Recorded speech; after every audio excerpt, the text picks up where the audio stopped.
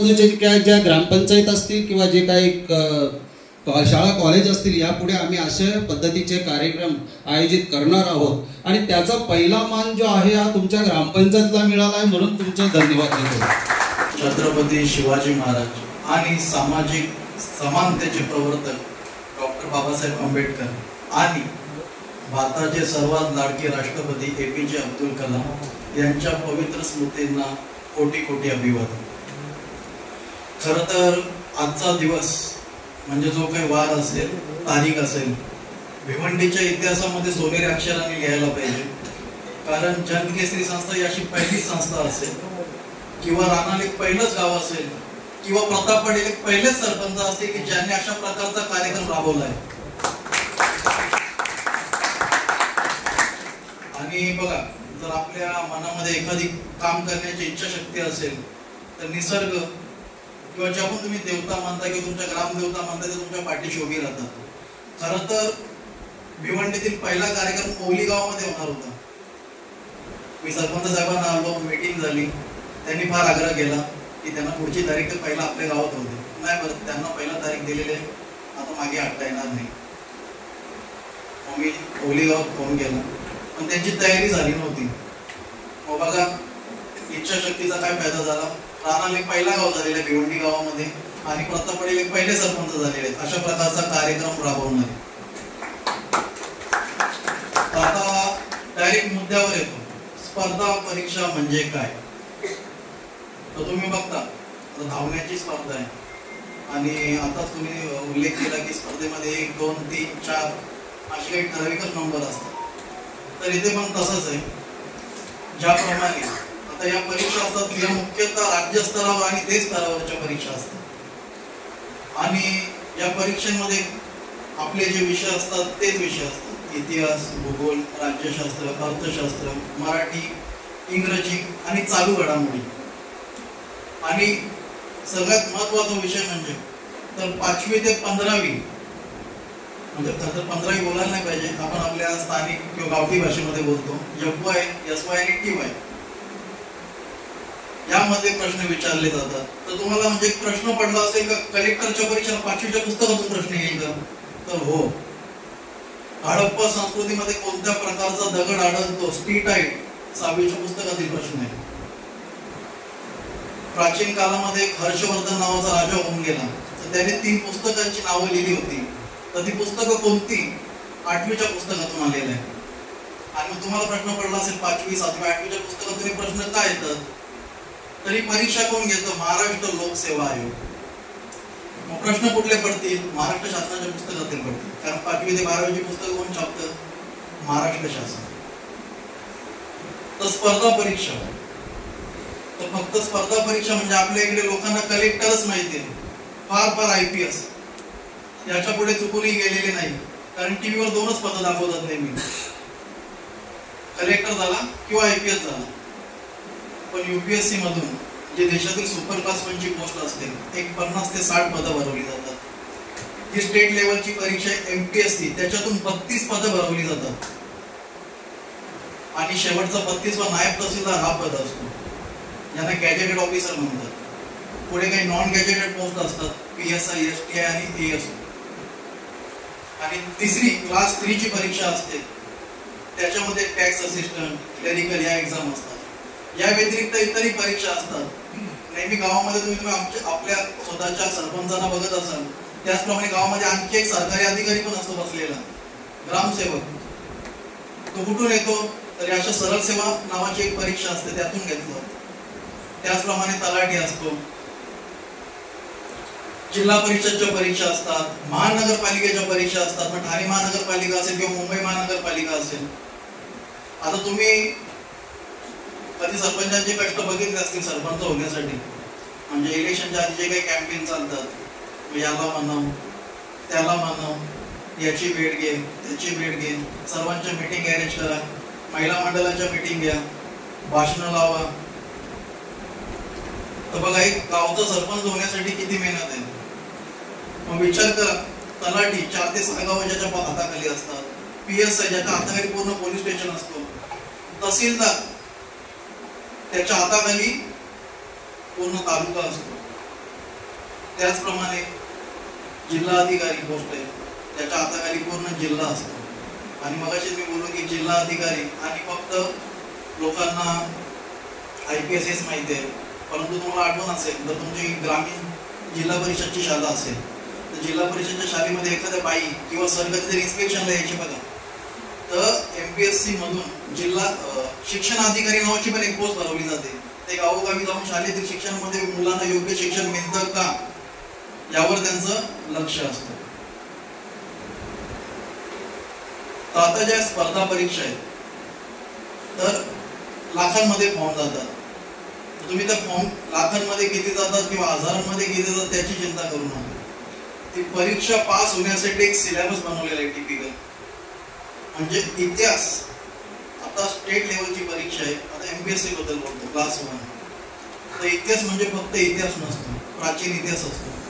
त्या प्राचीन इतिहासामध्ये हडप्पा संस्कृती, गौतम बुद्ध असतील, महावीर असतील, मौर्यकालीन इतिहास असेल, गुप्त काल असेल, त्यातला तो सर्व इतिहास असतो. मध्ययुगीन इतिहास असतो, ज्याच्यामध्ये देशावर तुम्हाला माहिती असेल मुघल आक्रमण झाली, सुलतानशाही होती, आणि इतर पुढे तो येऊन आपला मराठा साम्राज्य जो शिवाजी महाराजांनी स्थापन केला. मराठा साम्राज्यानंतर पुढे देशामध्ये इंग्रज आले, तो आधुनिक भारताचा इतिहास. मग परत भूगोल आला, त्या भूगोलामध्ये पण भूगोलाचे 3 भाग आहेत: जगाचा भूगोल, भारताचा भूगोल, महाराष्ट्राचा भूगोल. त्याचप्रमाणे राज्यशास्त्र विषय, म्हणजे आपला देश राज्यघटनेवर चालतो. तुम्ही किती मोठा आमदार बघा, किती मोठा खासदार बघा, मुख्यमंत्री बघा, पंतप्रधान बघा, कधी टीव्हीला संसदेवर चॅनल चालू असतो तेव्हा एक वाक्य कधी कधी त्यांच्या तोंडातून निघतो की हे घटनेला मान्य नाही, हे राज्यघटनेला मान्य नाही, हे राज्यघटनेच्या विरुद्ध आहे. तेव्हा बघा समोरच्याची हवा कशी टाईटच होते, कारण हा देश राज्यघटनेवर चालतो. त्याचप्रमाणे आणखी एक विषय अर्थशास्त्र, म्हणजे आपला देश अर्थव्यवस्थेवर सुद्धा चालतो. कधी कधी तुम्ही निर्मला सीतारामन बाईंना पेटी घेऊन येताना बघत असाल, पूर्ण वर्षभरामध्ये देशाचे काय काय कार्यक्रम आयोजित करण्यात येणार आहेत, कुठल्या डिपार्टमेंटवर किती खर्च होणार आहे, एकदम लाखो करोडो रुपयामध्ये ते आकडे असतात. आणखी जे काही विषय राहिले असतील ते म्हणजे आपले मराठी, इंग्रजी. थोडक्यात सांगण्याचा मुद्दा हा की हा जो सिलेबस डिझाईन केलेला आहे त्यामध्ये आता डिग्रीला कसं असतं, तुम्ही BA मराठी घेता, BA जिओग्राफी घेता, BA हिस्ट्री घेता, तुम्हाला ज्या विषयामध्ये आवड आहे त्या विषयामध्ये डिग्री करता. परंतु स्टेट लेवलच्या परीक्षेमध्ये तसं नसतं. तुम्हाला सगळ्या विषयांचा अभ्यास करायचा, तुम्हाला त्या आवड असो, इच्छा असो किंवा नसो, त्या सर्व विषयांचा तुम्हाला अभ्यास या ठिकाणी करायचा आहे.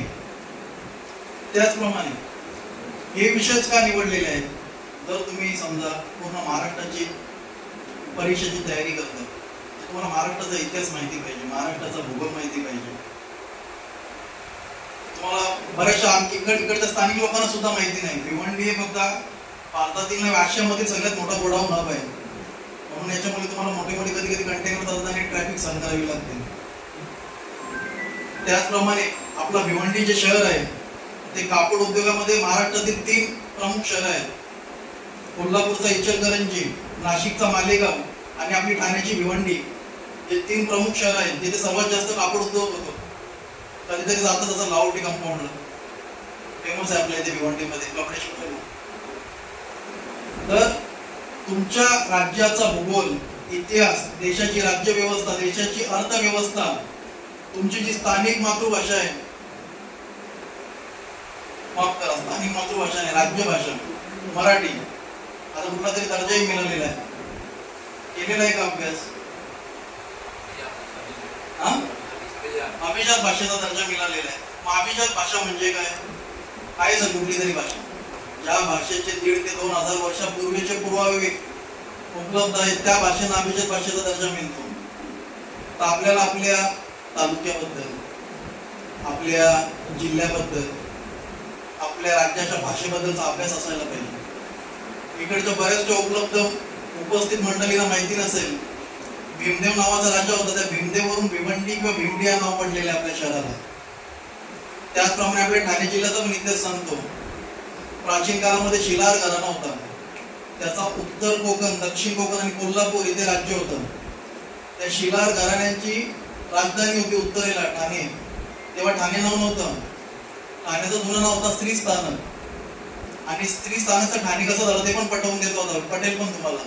श्री स्थानक, स्थानकचा स्थाने, ठाणे ना, आता तुम्ही बोलता ठाण्याला चाललो, असा शब्द श्री स्थानक पासून ठाणे झालेला आहे पुढे.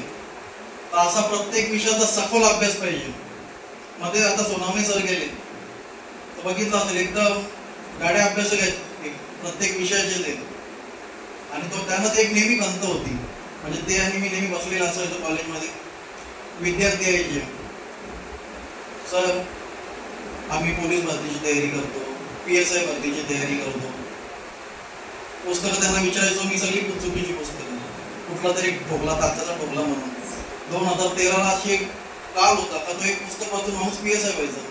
पण आता स्पर्धा वाढली, विषय वाढले, तर एका PSI बनण्यासाठी 7 ते 8 पुस्तकं वाचावी लागतात. ती मुलांना पुस्तकांची माहिती नाही, परीक्षेचा फॉर्म कसा भरायचा माहिती नाही, शिक्षण किती पाहिजे माहिती नाही. आता याच्यावर मार्ग काय? ऑलरेडी दिवसाला कॉलेजला 4 लेक्चर असतात आम्हाला सिनियर कॉलेजला. 4 तास ते बोला, नंतर परत यांच्याशी बोला, ताकद तेवढी उरत नाही. आता यावर मार्ग काढायचा काय?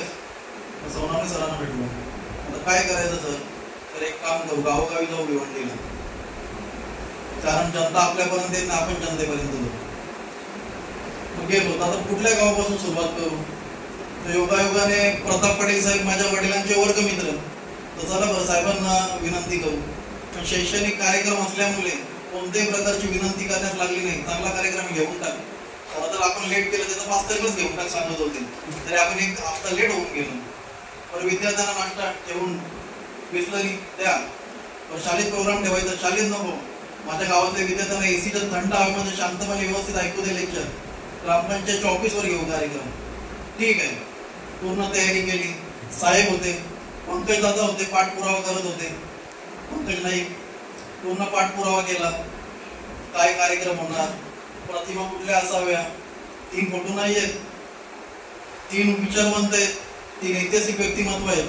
आताच उल्लेख केला मी, स्वराज्याचे संस्थापक असतील, राज्यघटनेचे शिल्पकार असतील, किंवा आपल्या देशाला 3 मिसाईल दिलेले आहेत, 4 ते 5 मिसाईल दिलेले आहेत, अग्नी मिसाईल. फार मोठी व्यक्तिमत्व आहे ती. तर तुम्ही जे सोनावणे सर आले होते ते एक खंत बाळगत होते, स्थानिक माणूस कुठं दिसत नाही, स्थानिक माणूस कुठं दिसत नाही. आता मी BNM कॉलेजला प्राध्यापक आहे, 200-250 लोकांचा स्टाफ असेल. स्थानिक किती? आपल्या गावठी भाषेत सांगायचं म्हणजे गाववाले. तर मी एक कशेरीचा सर आहेत, शेलारचे, एक सापाड्याचे सर आहेत, आणि एक पिंपलासचे. बस संपले आपले गाववाले. कदाचित हळदीमध्ये बिझी असतील. आता आहे ना परत मुहूर्त चालू होतील दिवाळीनंतर, तुळशीच्या लग्नानंतर. तुळशीच्या लग्नानंतर आपल्या इथे मुहूर्त असा असतो की तुळशीच्या लग्नाचीच वाट बघत असतात पहिले. तर खंत अशी आहे की स्थानिक माणूस कुठं दिसत नाही. आता बऱ्याचदा सकाळी मी पण उठतो, तर भले दुधाची पिवशी पाव आपल्या मराठी माणसं जवळून घ्यावं. बेकरीच नाही आपल्या मराठी माणसाची. तब्येत बिघडल्यावर चला मराठी माणसाला धंदा देऊ, गोळ्या घेऊ. मेडिकल आपले नाही, ज्वेलर्सची दुकानं आपली नाही, शोरूम आपले नाही, मोटर्सची दुकानं आपली नाही, साधे पांढरपे पण आपले नाही. मग स्थानिक माणूस गेला कुठे? आणि मग नंतर तुम्ही सांगता का परप्रांतीय आले, परप्रांतीय वाढले. हो, पण ते परप्रांतीय जेव्हा तुम्ही आरामात मजा करत होते, हल्दी समारंभ करत होते, करा, संस्कृती जपायलाच पाहिजे. पण मग शैक्षणिक कधी? तर शैक्षणिक गोष्टींचा विचार व्हायला पाहिजे. आणि असं नाही का प्रत्येकाने कलेक्टरच मग. एखादा विद्यार्थी गणितामध्ये हुशार असेल, मॅथ्स मध्ये हुशार असेल, गणित विषयामध्ये, इंग्रजी विषयामध्ये, तर RBI रिझर्व्ह बँक ऑफ इंडियाची नोटा छापते, SBI, IBPS PO त्यांच्या सुद्धा परीक्षा घेतल्या जातात. एखाद्याला डिफेन्स मध्ये इंटरेस्ट असेल, CDS यासारख्या परीक्षा घेतल्या जातात. कोणाला पोलीस व्हायचं असेल, पोलीस भरती आहे, तर भरपूर आहे. परंतु आपला स्थानिक माणूस कुठेच नाहीये. साहेबांची चर्चा केली, साहेब बोलले चांगला कार्यक्रम आहे घे. आणि आताच राजन भोयर साहेबांनी पण उल्लेख केला की आगरी समाजाचा फार मोठा वाला आहे, तिथं घ्यायला पाहिजे. तर यावर आमची चर्चा आधीच झालेली आहे. साहेब बोलली पहिला 20 ते 30 गावं फिरून येईल. सर्व गावोगाव जर जनजागृती झाली तर पुन्हा एका आगरी समाजाच्या हॉलवर मोठ्या ताकदीने हा कार्यक्रम घेण्यात येईल. आणि कोणतीही चिंता करू नका, आपली काही पहिली आणि शेवटची भेट नाही. असे कार्यक्रम आता होतच राहतील. आता आपण ठिणगी टाकलेली आहे, ठिणगी टाकलेली आहे. आणि त्याचा वनवा नक्कीच पेटेल अशी मला अपेक्षा आहे. तर सरकारी नोकऱ्या बघा, आपला तुम्ही स्थानिक समाज कधीपासून बोलतो. मी कुठल्या एखाद्या स्पेसिफिक जातीबद्दल बोलत नाहीये. प्रत्येकच म्हणजे ते स्थानिकडचे कुठल्याही समाजाचे होतो, ते मुस्लिम असतील, जैविम असतील, कोल्ही असतील, आगरी असतील, कुणबी असतील, तर स्थानिक समाजातील व्यक्ती पुढे आले पाहिजे. आणि कोणताही समाज शक्तिशाली समाज म्हणून कधी ओळखला जातो, तर त्या समाजातील किती व्यक्ती राजकारणामध्ये सक्रिय आहेत, त्या समाजातील किती व्यक्ती व्यापारी आहेत, त्या समाजातील किती व्यक्ती अधिकारी आहेत. आताच तुम्हाला सरांनी दाखवली एका अधिकाऱ्याची पावर, तर त्या माणसाने सही केली नाही तर कोणाचा पीएफ निघणार नाही. समजा ताकद किती असते. त्यांनी आज आता उल्लेख केला का अर्थमंत्री, खरंच ठाणे जिल्ह्याचा अर्थमंत्री समजा जर त्या व्यक्तींनी साईन केली नाही कागदावर तर पीएफ मिळणार नाही. मग तो 10 लाख असू दे, 50 लाख असू दे, किती पण असू दे. मग एवढ्या एका अधिकाऱ्याच्या सहीची ताकद असते. बऱ्याचदा मी आपल्या इकडच्या स्थानिक समाजांचा विचार करतो तर दारूच्या आहारी गेलेला आहे, सिगरेटच्या आहारी गेलेला आहे, इतर कोणत्या नशेच्या आहारी गेलेला आहे. पण नशा कुठला करावा तर माझ्या मते सत्तेचा नशा करा, एखाद्या पदाचा नशा करा, एखाद्या उंच पदावर पोहोचण्याचा नशा करा. आणि जे इथे उपस्थित जे विद्यार्थी आहेत त्यांनी मी एवढंच सांगू इच्छितो की तुम्ही 2 ते 3 ठिकाणी मला जाताना दिसले पाहिजे. एक तर मंदिरामध्ये किंवा लायब्ररीमध्ये. लायब्ररी पण आपल्या इथे फार एक मोठा मुद्दा आहे. जेवढी शहराची लोकसंख्या आहे, तालुक्याची लोकसंख्या आहे, तेवढ्या प्रमाणामध्ये आपल्या इथे लायब्ररी उपलब्ध नाही. ठीक आहे, म्हणजे आता रानागाव एकदम योग्य दिशेने चाललेलं असं बोलू शकतो. शैक्षणिक कार्यक्रम होत आहेत, लायब्ररी पण होत आहेत. निदान रानागावाकडे बघून भिवंडीतील जी 213 गाव आहेत, पूर्ण सर्व गावांचा अभ्यास करून आलेला आहे. प्रत्येक गावामध्ये निदान एक लायब्ररी व्हावी अशी माझी अपेक्षा आहे. आणि जर एखाद्या गावामध्ये लायब्ररी होत नसते, असे शैक्षणिक कार्यक्रम होत नसतील, तर समजून जा त्या गावातील राजकीय व्यक्ती असतील, प्रतिष्ठित व्यक्ती असतील, त्यांना फक्त तुम्हाला एक सामान्य कार्यकर्ताच ठेवायचा आहे. तुमचा फक्त आणि फक्त वापरच करायचा आहे. त्यांनी तुम्ही पुढे जावं अशी त्यांची अजिबात इच्छा नाही. आता आज तर पहिलाच प्रोग्राम झालेला आहे, संध्याकाळी ओली गावामध्ये प्रोग्राम झालेला आहे. तर बघूया आता इतर ठिकाणी किती कार्यक्रम होतात. आणि जी पण मुलं आपल्या इथे अजून एक गावठी शब्द प्रकार आहे, शिकून कोणता भला झाले. आता जे सोनावणे सर गेले, खर तर कोणाचा पगार विचारू नये आणि सांगू पण नाही, तर ते बोलले कलेक्टर पेक्षा जास्त पगार आहे सिनियर कॉलेजच्या प्राध्यापकांचा. आता त्यांचं बोलतो म्हणजे माझे सिनियर एचओडी आहेत, मी पॉलिटिकल सायन्स विषय शिकवतो, माझे सिनियर आहेत तिथे. आता त्यांच्या नावाचा उल्लेख करत नाही मी, काही गोष्टींच्या मर्यादा आहेत. तर नवरा बायको दोघं प्रोफेसर आहेत, त्यांना 3 लाख पगार, त्यांच्या पत्नीला 3 लाख पगार. 3 लाख विचार करा 12 महिन्याचे किती होतात, 36 लाख. त्यांच्या पत्नीच्या पगार 36 लाख.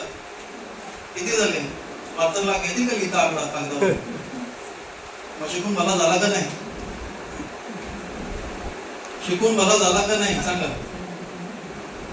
मग त्याच्यासाठी फक्त 12वी झाल्यावर तुम्ही हातऱ्या टाकता, बस झाली 10वी झाली 12वी झाली, तर तेवढ्यावर थांबून जमणार नाही. पहिला बॅचलर्सची डिग्री घ्यावी लागेल, जी आपल्या गावठी भाषेत 15वी. नंतर मास्टरची डिग्री घ्यावी लागेल, परत एकदा आपल्या गावठी भाषेत 17वी. आणि आपल्या इथे असंच बोलायला लागतं, 15वी 17वी सांगितलं तेव्हा लवकर समजतं काय बोलायचं मला. आणि स्टेट लेवलची प्रोफेसरची परीक्षा असते, ती पास व्हावी लागते, ती मी पास आहे. त्याच्या पुढे डॉक्टरेट असते, 2 डॉक्टर लावलेले आहेत तुम्ही, doctor Babasaheb Ambedkar, doctor APJ Abdul Kalam. तशी माझी सुद्धा डॉक्टरेट चालू आहे. म्हणजे सांगण्याचं तात्पर्य की किती मी शिकलेलं आहे, किती मी महान आहे ते नाही. तर तुम्हाला तुमच्या माहितीप्रमाणे आतापर्यंत आपल्याला काय माहिती होती, बस किंवा 15वीच्या पुढे शिक्षणच नाही. पण पुढे शिक्षण आहे, माणूस संपतो पण शिक्षण संपत नाही. आता तुम्हाला वाटत असेल डॉक्टरेटला तरी संपला असेल, नाही, पोस्ट डॉक्टरेट पण आहे, तिथे अजून पुढे शिक्षण आहे. तर या सगळ्या गोष्टींचा सखोलपणे विचार व्हायला पाहिजे. आणि जर मी जी बोललो ती मतं तुम्हाला पटली नसेल तर एकदा गावाली सकाळी उठल्यावर एक गावामध्ये फेरी मार बघा. एकदा chicken shop, mutton shop, bakery, medical, ज्वेलर्सची दुकाने किती असतात तुमच्या स्थानिक लोकांची. तर सरांनी एक आकडा वापरला 0. तर त्या शून्याला कुठेतरी आता बदलण्याची वेळ आली. आता स्थानिक समाजाला जागा करण्याची वेळ आलेली. आणखी एक प्रकार, तो तर माझ्या आत्महत्या एक ज्वलंत मुद्दा आहे. गावोगावी मंडळीचा एकच प्रोग्राम चालू आहे, गोडाऊनला आम्हाली. बरोबर का? तर ही परिस्थिती कुठेतरी बदलण्याची आहे. का? तर आपल्या इथे फक्त गोडाऊनला म्हणजे हमालीची नोकरीच बघण्याची परिस्थिती आहे किंवा बघण्याचा दृष्टिकोन आहे. बघा, गोडाऊनची हमाली काही वाईट नोकरी नाही आहे. माझे वडील बसलेले तिथे सुनील पाटील, त्यांनी पण एलजीच्या गोडाऊनला हमाली केलेली आहे. पण ती नोकरी कोणासाठी आहे? 5वी नापास, 8वी नापास किंवा युपी बिहारच्या लोकांसाठी, त्यांच्या जे राज्यामध्ये नोकरी नाही त्यांच्यासाठी. तुम्ही चांगल्या डिग्री घेऊन तिथे गोडाऊनला हमाली करताना का दिसतं मला त्यातून समजलेलं नाही. मग त्याच्यासाठी बघा, लॉजिस्टिक मॅनेजर असेल किंवा इतरही मॅनेजरच्या पोस्ट आहेत. गोडाऊन मध्ये पण ऍडमिनिस्ट्रेशन चालतो, तिथे पण कॉम्प्युटरवर बसून एखादी नोकरी आहे, तिथे पण 50,000, 70 लाख, 1.5 लाखापर्यंतचे पगार आहेत. तर त्या गोष्टींचा विचार करा. पुढे अजून एक मुद्दा सध्या ज्वलंत आहे. आपल्या इकडचे एक स्थानिक लोकनेते, आता सध्या विद्यमान खासदार, त्यांनी त्यांचा राष्ट्रीय नेते असा उल्लेख केला, दिबा पाटील साहेब रायगडचे. तर तिथे कॉलेजमध्ये बसलेला असताना मी काही लोकांची चर्चा झाली होती. हा, नाव तर द्यायलाच पाहिजे, पण नोकऱ्यांचं काय, स्थानिक लोकांना नोकऱ्या मिळाल्या पाहिजे. हो, तर नोकऱ्या मिळाल्या पाहिजे म्हणजे काय असं घरोघर उचलून गेल्यावर नोकरी भेटेल का? नाही. तर त्याच्यासाठी एअरपोर्टवर पण ग्राउंड स्टाफच्या नोकऱ्या आहेत, पायलटची नोकरी आहे, त्याच्यामध्ये पण डिप्लोमा आहे. ते कोर्सेस तुम्ही केलेले आहेत का? तर तुम्ही आज ते कोर्स कुठले आहेत ते मला माहिती आहे. माझी भेट घ्या, साधारण तुम्हाला नंबर देतो, त्या कोर्सची माहिती देईल तुम्हाला. साधारणतः कोर्सचा कार्यकाल किती असतो, तो कोर्स पूर्ण केल्यावर पगार किती मिळेल, कारण शेवटी लोकांचा एकच प्रश्न असतो, पैसे किती भेटतील. तर ठीक आहे, चला निदान पैशासाठी तरी शिका. तर ग्राउंड स्टाफला पण 25,000 पासून सुरुवात होऊन 1 लाखापर्यंतचे पगार आहेत. तुम्ही तिथपर्यंत पोहोचलेले आहेत का? डिग्री झालेली आहे का? डिप्लोमा केलेला आहे का? डिप्लोमा इन एव्हिएशन केलेला आहे का तुम्ही? नाही. डिप्लोमा इन ग्राउंड स्टाफ केलेला आहे का? नाही. पायलटिंग इंजिनिअरिंग केलेली आहे का तुम्ही? नाही. आणि करिअर गायडन्स म्हणजे फक्त सरकारी नोकऱ्याच नाही, तर प्रायव्हेट नोकऱ्या पण एक प्रकार आहे. तुमच्यापैकी किती डिग्री होल्डर आहेत?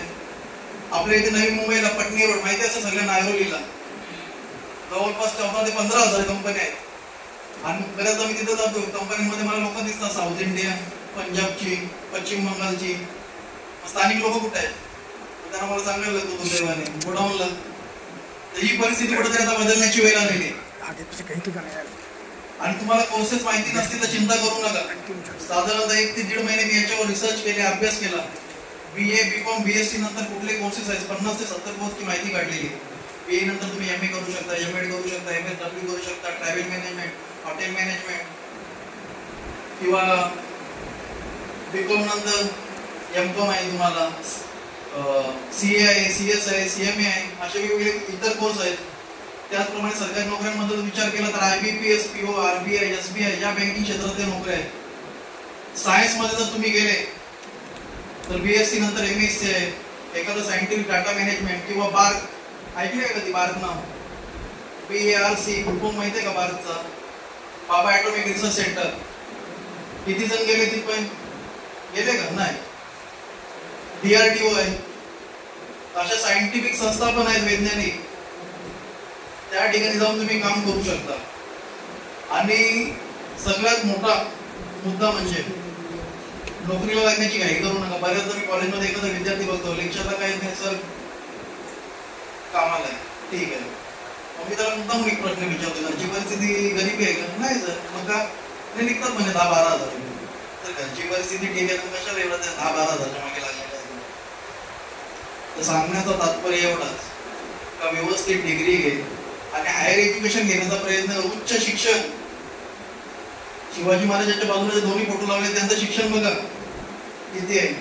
म्हणून तर घटना लिहिण्याचा मान त्यांना दिला का? कारण जे राज्यघटनेमध्ये घटना लिहिताना जी समिती बसवलेली, बाबासाहेब आंबेडकरांव्यतिरिक्त इतरांना 5% सुद्धा शिक्षण नव्हतं. म्हणून तर घटनेचे शिल्पकार पण बाबासाहेब आंबेडकर. भारताचे राष्ट्रपती एक सायंटिस्ट व्यक्तीला निवडला होता, तुमच्यापैकी का कोणाला निवडला नाही? तर त्याच्यासाठी ती पहिला एक पात्रता गाठावी लागते. ती पात्रता तुमची आहे का? तर ती नाहीये. आणि आता कामाला लागत. ज्या पण रेल्वेच्या पोस्ट असतील, बँकिंग क्षेत्रात असतील, सरकारी नोकऱ्यांमध्ये असतील, शैक्षणिक संस्थेमध्ये असतील, किंवा दिबा पाटील यांच्या एअरपोर्टमध्ये सुद्धा ज्या असतील, तिथं मला सर्व स्थानिक लोक दिसली पाहिजे. आणि जर स्थानिक माणूस असणारे यांचा फायदा पण आहे. बऱ्याचदा आपल्या ओळखीचा पण काही पुढे म्हणजे थोडाफार फायदा घेता येतो, गैरफायदा नाही फायदाच बोलतो.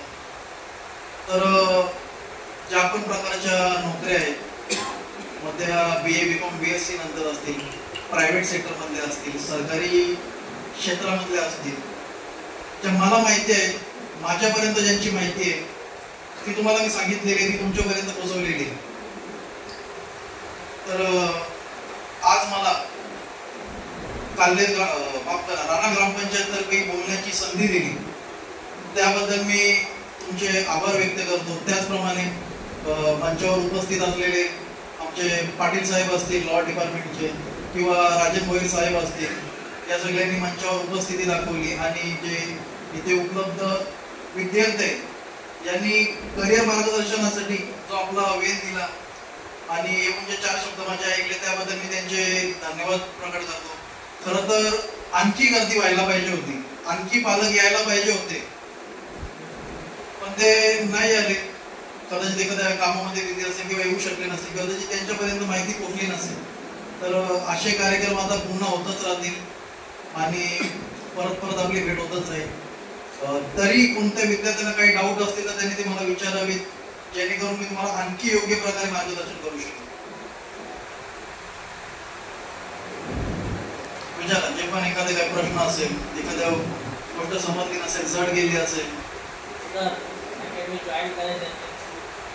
तर ठाण्यामध्ये आहे, मी स्वतः पण चालवतो, दामणकरला केलाय. आणि जी अकॅडमी चालवताना इथं पैशाचा विचार केलेला नाही मी. ठाण्यामध्ये तुम्ही जर 26 क्लासेस आहेत, एकाही क्लासला 1 लाख रुपयापेक्षा कमी फी नाहीये. तिथं मी पैशाचा विचार केला नाही. तिथं फक्त माझा जो काही गाला भाड्याने घेतला त्याचा भाडा, लाईट बिल निघेल आणि जे लेक्चर बोलवले जातील त्यांना मानधन देता येईल, एवढेच मी त्यातून पैसे कमवतो. म्हणजे त्यांच्यापेक्षा आपली फी 25% किंवा 30% आहे समजा, साधारणतः तुम्हाला अंदाज आला असेल. तर बोला आणखी